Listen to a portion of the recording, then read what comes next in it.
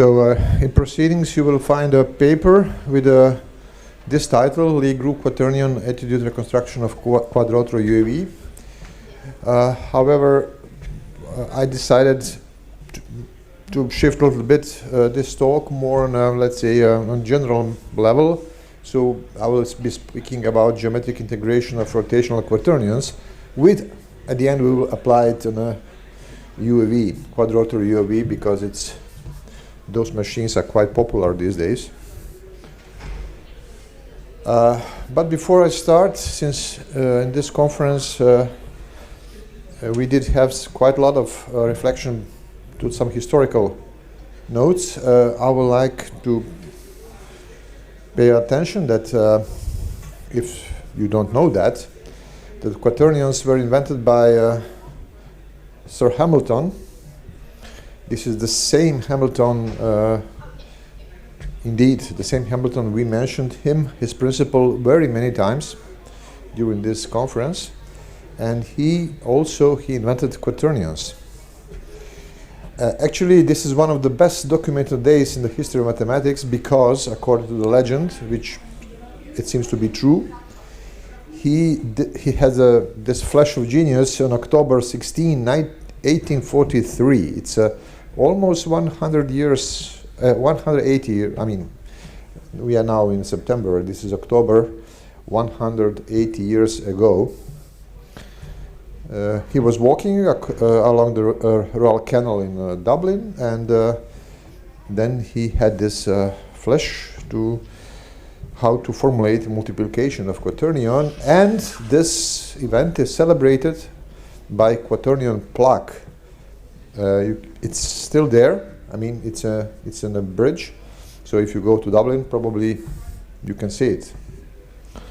I have intention to do that, but I haven't done it already. So it's a quite interesting story, so this talk is about geometric integration of quaternion, and quaternion are used to represent large rotations. We have heard during this conference very many processes, and so it can seem that modeling large rotations is not that difficult. However, it is quite a critical point in very many numerical codes in computational mechanics. So-called geometrical nonlinearity comes from the fact that large rotation is not a vectorial quantity, it belongs to the group, Lie group, which of course poses some problem how to treat this nonlinear phenomena. And different authors, speaking of codes, have different answers. Some of those linearize the process, some of those do more mathematically more exact thing, which is approach that I like to have, and this is my approach. Speaking of parameterization of large rotations, most of you heard of Euler angles, Brandt angles, Cardinal angles. So these are all three representations for charts, let's say, for large rotations based on three coordinates. And so this is the most intuitive way, of course, because you have 3 degrees of freedom, you will have three parameters. However, since SO3, this manifold, rotation manifold, is connected but not simply connected, you cannot have three based parameters to cover the whole manifold. You need to have it. I mean, you have a singularities, very famous gimbal lock. You always have this kind of problem. Of course, if you're a mechanical engineer, then most of your rotations are limited. Then you can find, 3 Euler angles to cover your partial rotation space. But of course, we are not interested in this things. We would like to have it more consistent and to tackle the problems that are more difficult and have the whole domain of rotation. And indeed, those kind of problems appear in aerospace, in the space engineering, and I'm also affiliated with this kind of problems. And just to have another historical note, although this gimbal lock is quite well known, Apollo program, so American Apollo program, Christian, they did have a problem with gimbal lock in their history. So, and nowadays NASA, and I can tell you because I was there in GPL, they use Quaternions. So they use Quaternions. Why they do use Quaternions? Because by using Quaternions, you avoid this gimbal lock, this singularity problem originated to the three parameters. However, since you then you have now 4 coordinates, because of course Quaternions have 4 coordinates, and you use 4 coordinates for 3 degree of freedom, you have to pay the price for this, and this is the prices that Quaternions do have. You will see in a minute. You have to satisfy one constraint, because if you want to describe rotations, your Quaternion should be unit Quaternion, meaning that you have this constraint of unit norm, and classical algorithms just do this kinematical reconstruction by having linear differential equations of kinematical differential equations, as we call it, and then they force this constraint over and over. Some people do not force this constraint, then they have, of course, divergence. So it's a kind of technique that is common. However, it's, from my point of view, it's not mathematically elegant, and it's not even that accurate, as I will show you in a minute. So our objective is to use Quaternions for rotation parameterization of a SO3 manifold. However, to avoid this constraint, a brute force constraint stabilization, this means that I will I will shift my integration from a manifold to tangent space, and in tangent space I will have only 3 ODE instead of 4 DAE, because if you solve your Quaternions, integrate your Quaternions classically, you have 4 DAE, differential algebraic equations, because you have this additional, algebraic equation due to constraint, which means that you have to force this, to stabilize this constraint violation. So our objective is use Quaternions, but avoiding this constraint stabilization. We will solve these tasks by using a Lie group formalism that give us a possibility to by using a Lie group setting, to shift integration to tangent space, solve integration on a tangent space by using any ordinary ODE differential equation solver, and then we go back to Quaternion level, to the Lie group level via exponential map. So this is kind of roadmap, and of course when we deal with a large rotation, we live in SO3. So I think all of you, or many of you, know this is a Lie group. It's a differential manifold, but also has a group structure. As I mentioned already, problem is that it's not simply connected, and you don't have a global parameterization. Speaking of charts, you have only local charts. So any 3 coordinates leads to singularities. So I can skip this slide for you. Of course, it's a manifold and it's a local charts. And as I already said, you have this singularity problem. You cannot have a global chart for the whole manifold. Therefore, people use Quaternions almost everywhere. They are very, very popular in aerospace community, in gaming community. So they are almost everywhere. However, they use typically they use this classical way to integrate it. But short introduction, Quaternion. So it's a 4 tuple of numbers. You have a vector part, you have a, let's say, scalar part, and then you have a sorted algebra.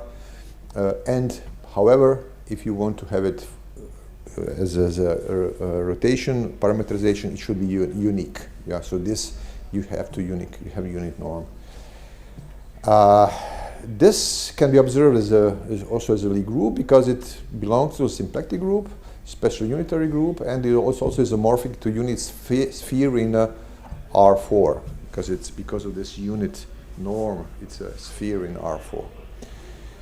SO2 is a double cover of SO3. It's simply connected, and this is actually mathematical proof, or let's say, or evidence why you could parameterize without singularities. However, you cannot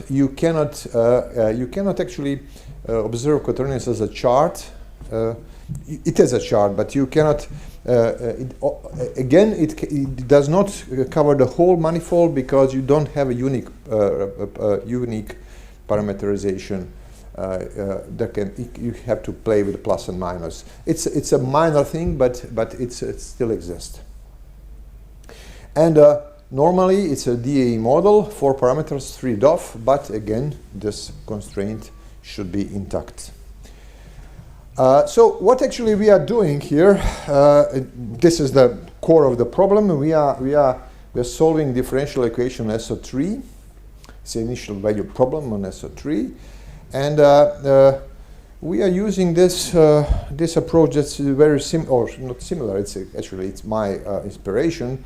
It's idea of Monte-Carlo integrator on Lie groups that.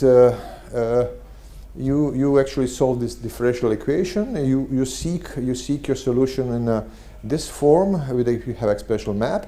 So there's one theorem, I think it's called Magnus theorem. If you go to the history of mathematics, Magnus theorem that tells you that okay, if you want to seek solution in this form, you need to solve this differential equation in a Lie algebra.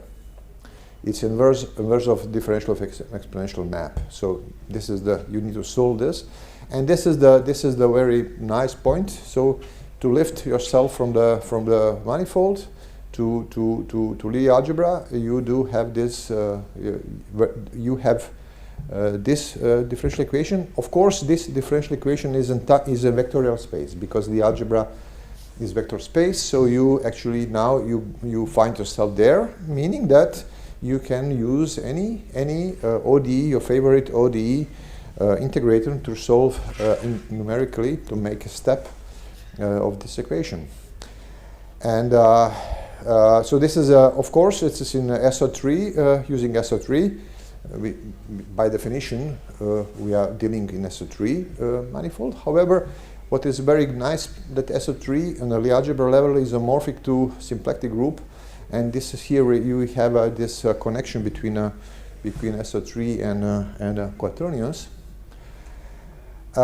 Because when we go to a quaternion and we go to the Lie algebra on a quaternion, we have a symplectic group, and we have this skew symplectic quaternions, which is isomorphic to SO3. Meaning that you can really associate element of Lie group of quaternions with this vector, and this vector is nothing else than that rotational vector, local rotation vector, that also also belongs isomorphic to SO3, small SO3, Lie algebra SO3, and also to R3. This is because it can be observed as a local rotation vector. You can, if you divide it by time, you have a local angular velocity. Of course, you have a 3D, which means this guy travels around, right? If you have a satellite that it is complicated, then you have a complicated local rotations, right? And what is a nice property that this exponential map that actually it's on a general Lie group exponential map is full of brackets and Bernoulli numbers and this kind of thing. Here for quaternions you have a closed form. So exponential map has a closed form, a quite simple one, and this is another good property. It's quite simple one, meaning that you can recover once you do your integration on the Lie algebra. You can recover to Lie group in a quite cheap, right? It's computationally not expensive. So now I'll give you a direct comparison between a classical solving method. So we start from dynamics, so it's the Euler equation, the dynamics. So we solve it. Of course, you can solve it by using any integration scheme you want. However, then you have to do this kinematical reconstruction, yeah, and which means that you need to find your attitude from your velocity field. So your velocity field comes from a dynamics, but once you have velocity field, you need to go to find a update on a group. So normally, this is a classical. Everywhere people do this.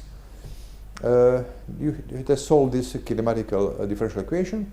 Here you have a polynomial structure. You have a lot of coefficients. So this is a linear ODE, linear system of linear ODEs. They solve it. However, of course, they immediately spoil this unit norm, and then you have to force this unit norm externally. Of course, you have to do it because otherwise you don't have a rotational presentation. You're not correct anymore. However, I've seen the people, and actually it's very serious institutions that sometimes they ignore this and they just solve this. And of course, after a few steps, you still do not make a big error. But after a longer process, there is an erroneous result. So there are really some strange operations that people do. However, if you solve this constraint, then you are, let's say, on the safe side. And this is a classical algorithm.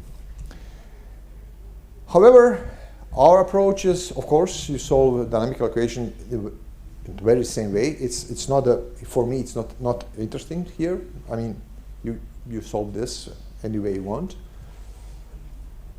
You get your angular velocity field. However, then, as I already mentioned, then I lift myself to Lie algebra, solve 3, not 4. We have 4 here, ODE equations. We have 3, but now we have nonlinear ones. And after I do my step, then I recover myself back on a Lie group on a Quaternion level, and I can march in time by using this algorithm. Unit norm is inherently preserved. Now you don't have to force anything. If you follow this procedure, you will always stay on a manifold at machine procedure. So it's a much more elegant, but not only elegant. It's also more accurate, as you will see in a minute.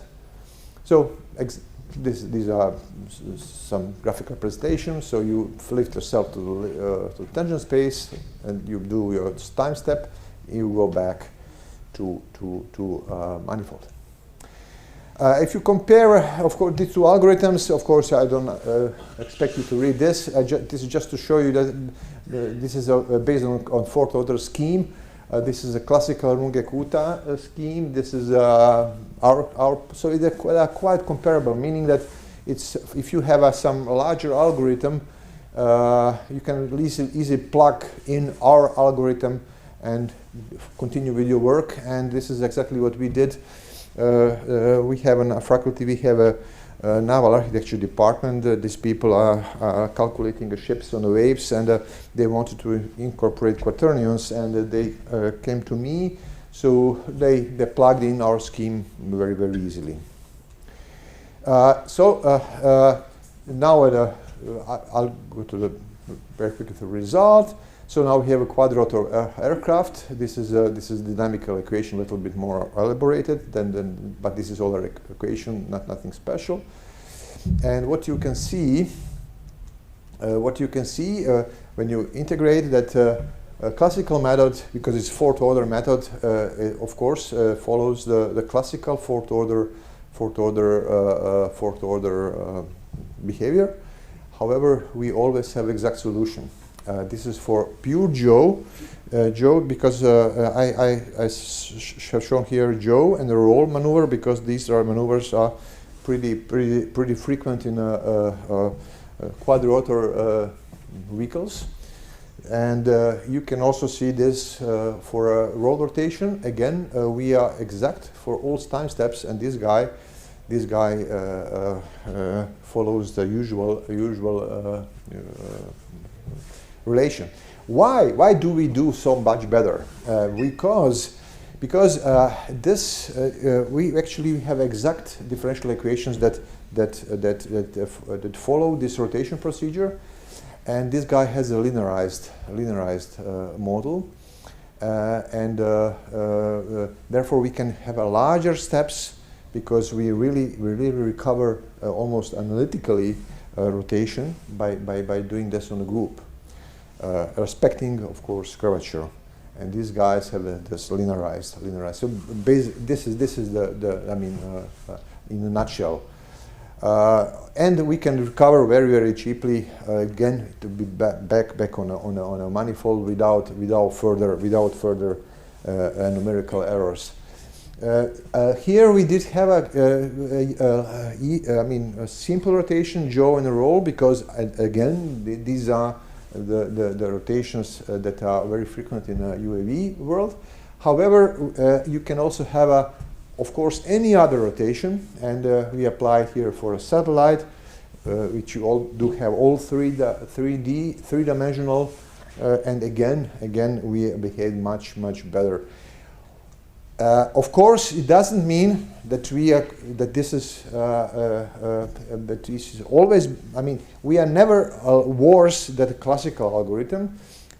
We are better when we are better. We are better then. You are on the better side when you do have a not so fast dynamical equation. Because if you have fast dynamics, then you need to go with very many steps, and then this means that the classical algorithm also gives you good results. If you have a slow dynamics, then our algorithm will it's better for you. For your accuracy, because you can use or efficiency, you can use larger steps than on a classical algorithm. So, thank you. I hope I'm. So, conclusion.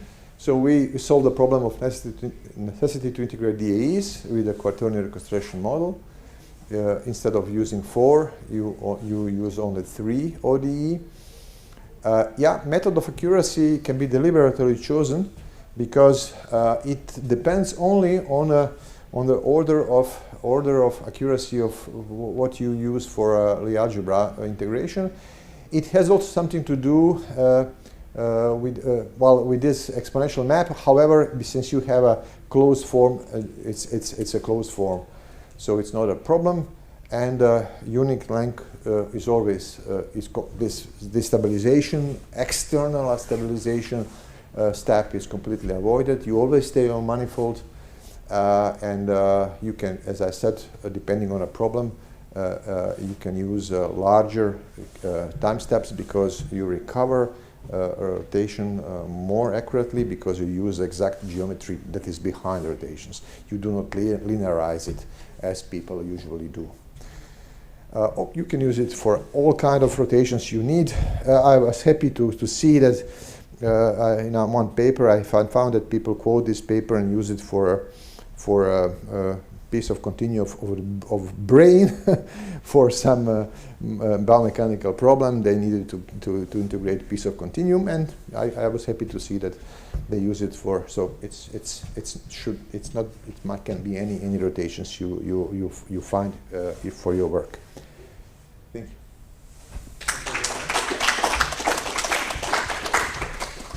We are okay. Very quick. The Q end is a Quaternion. Q end is a Quaternion. It's a Quaternion. Therefore, the norm of this Qn and then Qn plus 1 is exactly equal to 1, or you see what error do you see there? Machine error. Machine error. Yeah, if you use this algorithm, it's a machine error. So you satisfy your norm, let's say, by definition. Yeah. Thank you. Question?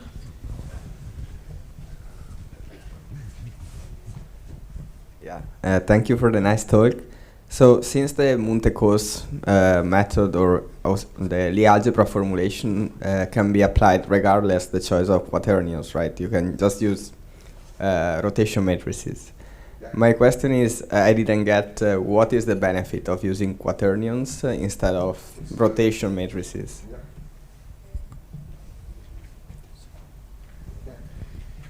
It's a good question. I'll ask you. I'll tell you the background of my motivation. I did first recovering on a SO3, so on the orthogonal matrices. Then I showed this to some people and said, actually it was NASA, and they said, well, it's very nice. Of course, then it's very nice, but you know we live on quaternions, so we cannot switch to it's okay, but we can do it on quaternions as well. So this is let's say how the whole idea started.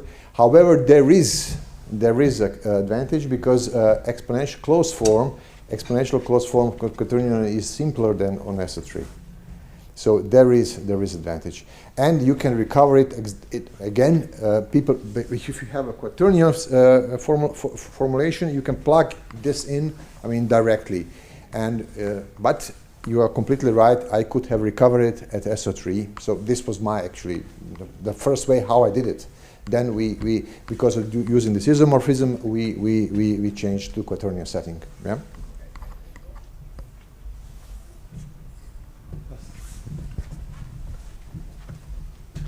Yeah, thank you. Just out of interest, do you have any experience with rotors for doing rotations? Rotors as defined in geometric algebra, which are becoming popular in computer science and are said to have some advantages over quaternions. Geometric rotors, no, I don't know. Geometric algebra, what physicists, the physicists name for Clifford algebra.